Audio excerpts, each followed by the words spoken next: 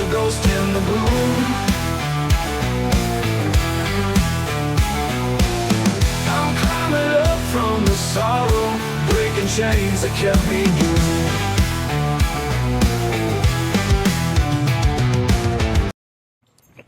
Hello and welcome back. I just wanted to make an update on how things have been going here. It's been a few weeks since I made that last video that I just uploaded the other day, but lots happened since then, and I wanted to give some updates as to how things have progressed where we're at right now. For starters, this place is not what it seemed. You know, we were told we could stay here and it would be safe and, you know, everything's cool. What we did not know was that we were moving into a fucking biohazard. A literal fucking biohazard. See, what happened was, we'll go back to January. I have a younger brother. Him and his wife and 2 daughters, they used to live here. They used to live up in the master bedroom where my sister is staying right now. When they cleaned out that bedroom, they found all kinds of shit that my brother left behind. Diapers, used dirty diapers, piles of dog shit, cat shit, all kinds of human waste type shit, mixed in with all their fucking clothes and all that shit. They were just living like pigs up there. So what does my sister do? Her and her little friend that's staying here, that's another story we'll get to. They clean it all up, put it all in bags. They don't sort out anything between personal items or biohazard stuff. They just put it all in bags. Everything gets just dumped in bags and thrown out in the garage. Their thinking, so they say, was that they figured my brother was going to come pick up his shit in a reasonable time, and that he would get the fun of dealing with all the shit that he left behind. Well, that didn't happen. As it turns out, my brother didn't give a shit about any of his belongings, or his daughter's belongings, or his wife's clothes or belongings, or any of that shit that was left up there. They never came and got it. So all that stuff that was just thrown into bags, shoved down in the garage in big piles, in one big pile, it just sat there for months, festering, growing flies, becoming a breeding ground for an infestation. So that was one thing we had to deal with when we first got here. This place is infested with flies and bugs. Because of that, and well, because nobody really took care of the place before my sister's friend even moved in here, so the backyard used to be way worse than it is now. And thankfully she has done a lot of work cleaning up, so it looks a lot better back here. But even still, there were piles of decaying shit, leaves, big plate, you know, the little pack and plays for kids was filled up with leaves and dog shit. She'd just kept filling it until she couldn't even move it. So I had to move all 500 pounds of that shit out to the curb. So yeah, moving in here, we had to deal with a fucking biohazard. And that is what resulted in us losing 2 dogs since we got here. We moved here with 5 dogs. We are now down to 3 dogs. Because this biohazard we moved into killed 2 of our fucking dogs. So, this biohazard was the cause of this big infestation of flies. There's millions of them flying around. It was so terrible. Within the first couple of days that we were here, my senior dog, Bubba, had a sore on his head. We were treating it, doing our best to take care of it, and it scabbed up and was trying to heal. Well, within a couple days of being here, that got opened up somehow, and all these millions of flies started laying their eggs in that wound. Within a day or two after that, we saw the maggots coming out of his fucking head, and they started eating him alive. He was in such pain, we had to have him put down. He was almost 18 years old. So, our plan was to save money while we were here to have him properly put down in the way that we would have chosen. It would have been much easier to deal with. Because, we already knew it had to happen eventually, sooner rather than later. But we would have preferred to have been more prepared for it. We were not prepared for that. So these flies keep causing problems. I keep warning everybody, hey look, we didn't get a chance to vaccinate our dogs before we came here.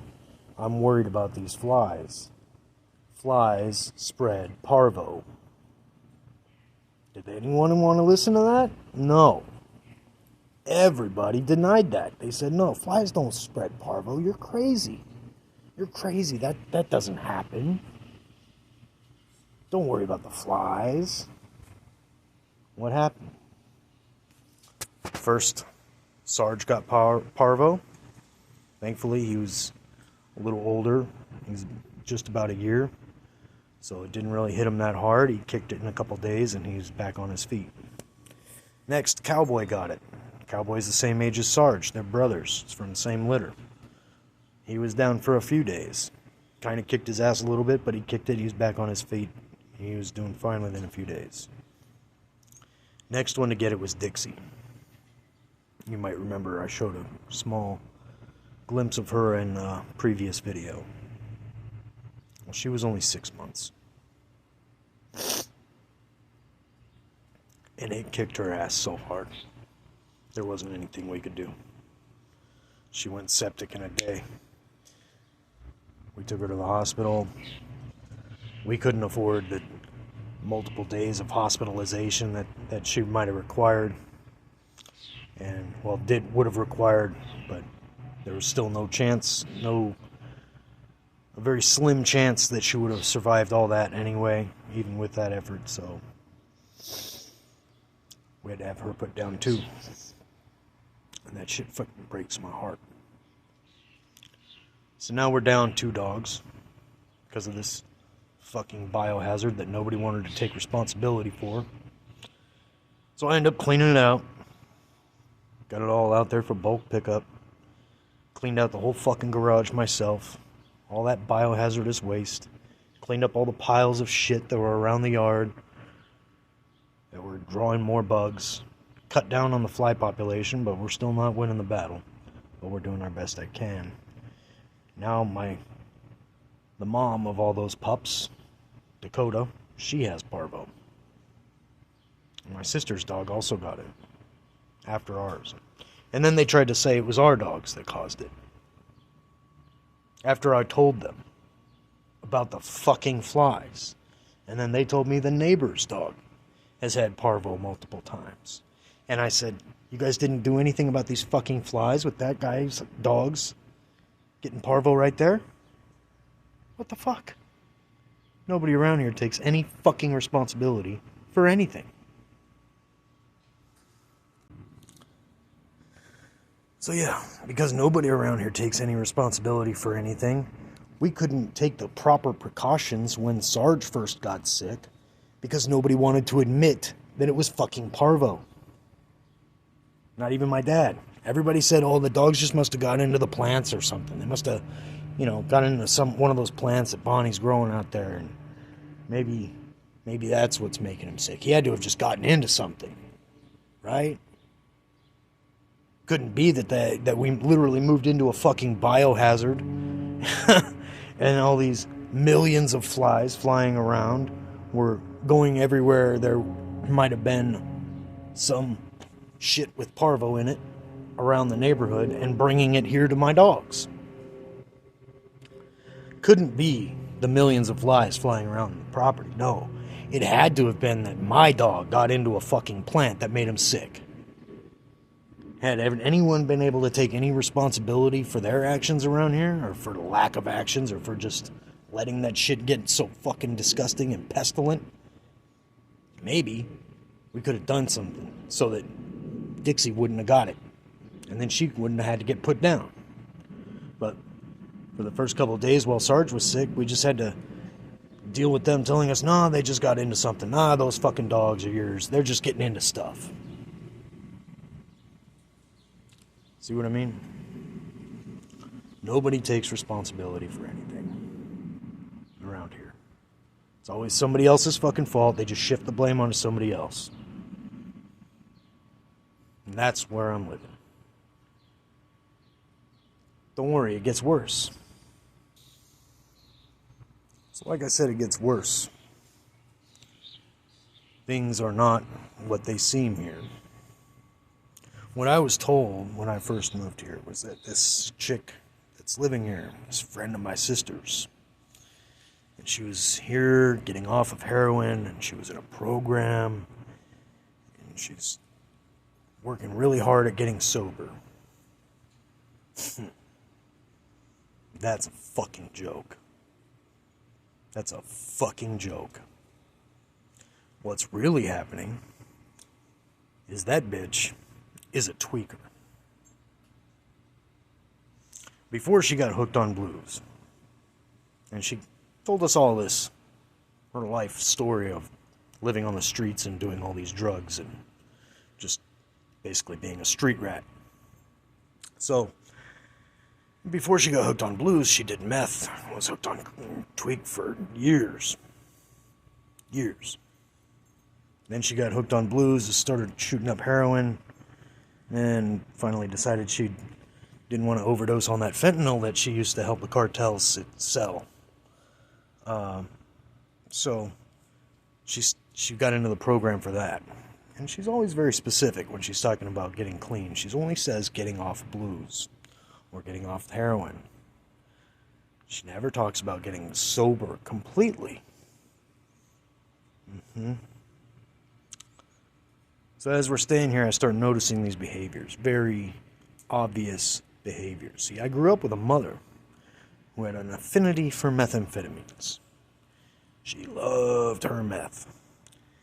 And I got a lot of experience watching how people were spun the fuck out tend to behave. No sleeping, or sleeping very little. Like talking maybe just a couple hours, just to nod off, and then they get back up and at it. Constantly busybody. Can't sit still for a second. If she sits still for more than a second, she starts moving and twitching and getting all fucking crazy. And has to just do something with her hands or her feet, twitching. Yep. I tried bringing this to my dad's attention, and that's where shit gets fucking sad. See, I could tell my sister is going to stand up for her, because there's been some activity on her end of things that kind of points to the fact that she might be enabling at best, co-using at worst. And my sister's got all kinds of other health problems, so it's easy to hide weird behaviors and shit. This chick, no. I'm not so stupid. My dad, on the other hand, is that stupid. He's got some kind of little crush on her. She's 2 years older than me. But because it's a younger chick who will actually give him the time of day, he goes all fucking weak-kneed. Like a total fucking simp. And so when I bring up, everything she does is just so wonderful. Just so miraculous. He's just so impressed by every fucking thing she does. That bitch could fart in his face and he'd fucking find something to fucking say it was great about it. And so when I try to bring up the fact that, hey, Dad, I think you got a tweaker living on your roof. I think this is a tweaker living here. The denial. Oh, it's so bad. Yeah. I tried to bring it up to his attention. He straight up denied it. No. She's in a program. She's getting clean. No, she's been doing so well with the program. She's doing awesome. Really? You don't notice all this fucking weird behavior? But the reason everything is magically always done around the house is because that bitch can't fucking sit still for 10 seconds? Are you fucking kidding me? I point out all these fucking very obvious behaviors of fucking Matthews. No, well, she has insomnia and she just has a weird biorhythm. Okay. I'm a veteran with PTSD. I've had insomnia. I get it sometimes, not all the time. I know what that shit's like, but it ain't that. It ain't all the time, it ain't constant. And then you sleep all fucking day when you finally come down. I know what's up. But you don't want to hear it. Nobody does. Now, see, my sister, she's going to stick up for her friend. She's going to make it seem like, to my dad, like, no, there's no way she's on any drugs. Mara's her little flying monkey, her little support system, her little enabler. My sister's just her little enabler, sticking up for her, feeding my dad all this bullshit, so he thinks that everything's on the up and up with her. So then I come around. My dad's got his fucking love blinders on, and I try to tell him, hey, this chick that you've got googly eyes for, that you think is just the fucking bee's knees and God's gift to creation or whatever, it's nothing more than a fucking street rat tweaker. And he doesn't want to hear that. Well, you can't talk about his sweetheart that way. Even yesterday, I tried to point out to him, she was over here fucking picking individual blades of grass from between the fence and the concrete with a pair of lineman pliers. Individual blades of grass with lineman pliers. And I point that out. I'm like, Dad, that is tweaker behavior. That is very obvious tweaker behavior. No, she's just very thorough. Or at first he acted like it was just the fucking cutest thing he'd ever fucking seen. Like, oh yeah, it's so cute. Cute? That bitch is tweaking. You gotta be out of your fucking mind. How fucking blind can you be? It's those fucking love blinders, I swear to God. Same fucking thing used to happen when I was a kid. And his wife, well, I never got along with. He always would stand up for her doing the worst shit. He would stand up for the most indefensible shit. Because he couldn't fucking bring himself to understand and believe and accept that his wife was doing shit that was wrong. Like being addicted to fucking pain pills and stealing my grandmother's pain pills. Which I tried to tell him about, tried to point out to him, and I got the fuck beat out of me. As a kid. For trying to point this shit out to him. So the same fucking thing is happening now. And he's too fucking blind to see it, even though it's fucking so goddamn obvious. My daughter and I both look at this stupid bitch walking around here tweaked, fucking spun the fuck out of her fucking mind. And it's so fucking obvious. But nobody around here can see it because my dad's so fucking love blinded. He's so in love with this stupid bitch, even though she'll never fucking fuck him. He doesn't have a chance, but she'll flirt with him, you know? Stroke his ego just enough to keep him hanging on. And then everything I try to tell him about what the fuck she's really up to just goes right out the fucking window. Makes me feel like I'm being gaslit around here. So yeah. In conclusion, I guess, this update is that, well, I did my best to eliminate the fucking biohazard that we moved into. The flies are still around pretty plentifully, but not nearly as bad. And we're doing our best to set up fly traps. See, they're everywhere. Doing our best to set up fly traps and baits and all that shit to try and fucking do some fly population control. We've lost 2 dogs since we moved to this fucking biohazard. And this chick that was allegedly here to get clean is really just here to trade one fucking addiction for another. Right under everybody's nose, lying to everybody. At least lying to my dad, because my sister's in on it. Lying. All this deception. So, the past few weeks, I was hoping would be a happy update. Saying that things have gotten better. I've, had time to get a job and taking care of things. These fucking flies. But no, I've been dealing with dogs dying, cleaning out fucking biohazardous waste, an entire fucking garage full, and all the other shit around the yard. Finding out that this stupid bitch is a fucking tweaker. And I don't just say that because of behaviors, okay? And I've known a lot of friends that got clean. And most of them, when they're serious about getting clean, one of the first things they do when they get into a program is cut off contact with everybody that they used to fucking know that associated with drugs. They cut them off. They get rid of them. This chick's best friend, he's a fucking tweaker. She's mentioned that multiple fucking times. Okay, so your primo, your buddy, your dude, your bro, your guy, that you go and hang out with all the fucking time, is a tweaker.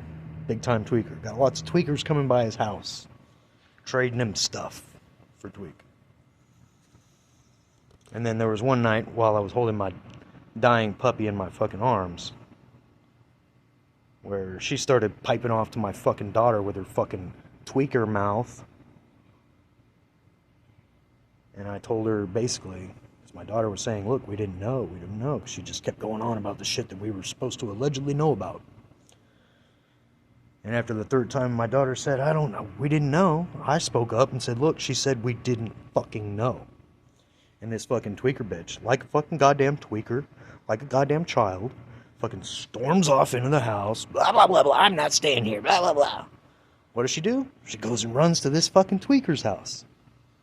So you're telling me, if it walks like a duck, and it quacks like a duck, and it's still hanging out with other fucking ducks, that I'm supposed to believe that it's a fucking chicken? Give me a fucking break. How are me and my daughter the only ones that don't see it, or the only ones that see it? How do me and my daughter sit here and see this obvious behavior? Because we've seen it when we used to live with my mother, when we stayed with her. We know what fucking meth behavior looks like, and we see it every fucking day with this stupid bitch. But we're the only ones that see it. Everyone else is so fucking gaslit. My dad's fucking blind to it. Not a goddamn thing I can say will fucking open his eyes. And it's because of that we can't stay here. We're staying here for now. Best believe we're gonna get our vehicles ready to get on the fucking road as quick as we fucking can, and we're bouncing. I may still keep some stuff here, be cool with my dad. I still love my dad, I don't want to leave. But if he's too blind and won't listen, I can't stay here. I can't be around tweakers. I don't deal with them. But bad shit will happen if you put me around a bunch of fucking tweakers. And so we can't stay here. And if my dad's not gonna fucking step up, grow some fucking balls, and fucking pay attention, and notice what needs to be noticed, and say what needs to be said, we gotta get the fuck out of here. So it's gonna be on the road with us sooner than you think. The plan right now, I'm gonna liquidate what little assets I had that I was holding on to for my retirement. Put that into fixing up our vehicles, and we're gonna bounce. We're getting the fuck out of here. We're gonna go probably do some exploring, hunting down, maybe do some outdoors videos, and maybe find some Sasquatch. We're not far from Mogollon Rim, about a few hours away, and it's a lot fucking cooler up there than it is down here. It's fucking hot as shit down here in the city. So we're gonna get up to the country where it's cooler, where there's considerably less fucking tweakers we'll have to deal with in close proximity. And we're gonna get the fuck out of here and just have fun, because we cannot be here. So that's the update. Tragedy and treachery. Pioneer out. I'm coming up from the bottom, where the lights are ghost in the gloom. I'm coming up from the sorrow, breaking chains that kept me doomed.